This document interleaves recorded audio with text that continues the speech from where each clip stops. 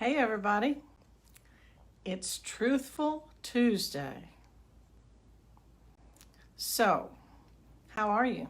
I hope you've had a good day. Mine's been kind of weird and busy, but that's why I was a little late today. So, Truthful Tuesday. Now y'all stick with me. Don't run off when I start talking about truth. Okay?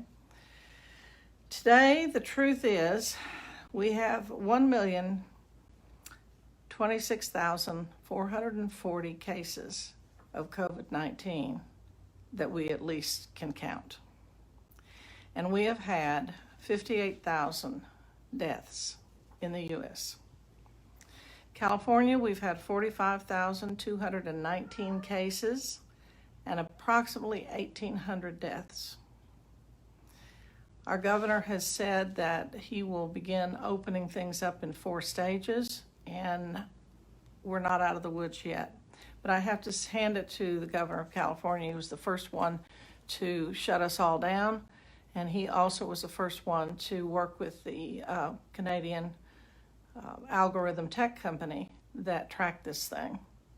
So we are not out of the woods, but our hospitals are not overrun, and I have to hand it to him.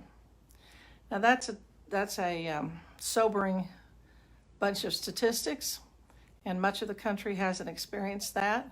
So I would like to remind people when you're expressing your opinions about opening things up and how we all should be opened up, talk about your own neighborhoods. Don't talk about what New York or California should do. Because our numbers are very different. So, what can we do about it? Well, you can search your heart and decide what you're going to do in response. And also there's some metaphysical teachings I'd like to talk about today that the writers in the 20s and the 30s were known as metaphysical writers, which meant that they believed that what you had in your heart, what you had in your mind, is what manifested out in the real world. There's one writer that I used to just love reading, still do, Florence Shen, who refers to the subconscious as scissors of the mind. That if we're not aware of what we have resting in our subconscious, that's what we send out into the world, and that's what we end up getting back like a boomerang. That's what some people in the shamanic world believe is the root of this virus, that it is a collection of negative thoughts that has turned around and come back to haunt us. So one of the most powerful things you can do is to pay attention to what you put behind the words, I am. Now the I am is very powerful, and the metaphysical writers all wrote about being real careful about your words, but most especially careful about what you have that you put behind I am. And just listen to people around you. I am sick, I am bad, I am crazy, I am, and Florence Shen says sometimes we joke ourselves into bad situations because we'll set something out into the universe after the words I am and think we're being funny. Oh, I'm such a klutz. Well, you want to keep dropping things and running into things? Keep saying that. Otherwise, change it around. Don't say, I am sick. I have fever. Those are too possessive. You don't want to possess that stuff. My body is showing a temperature. There are more awkward ways to us to say it, but instead affirm, I am a child of God. I am healthy. I am well.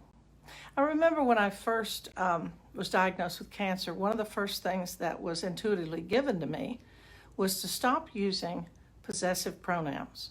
I know you didn't want an English lesson, but here you go. In other words, I referred to it as my cancer. No. Take that word out, not my. You don't want to own it. Okay?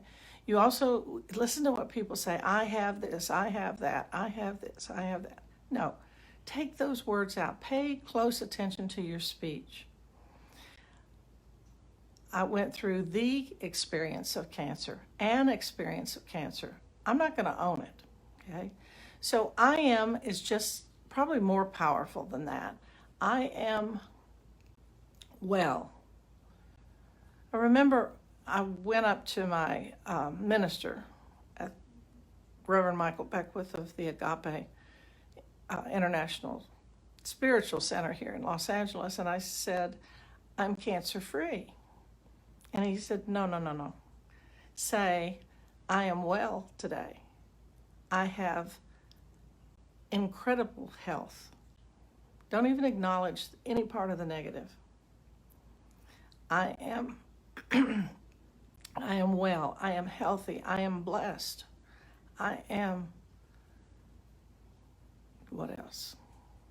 So what I'd like for you to do is in the chat, in the comments, state I am and something positive after it to affirm. If you even go around and say I am, I am, I am, it's much more powerful and the body begins to respond.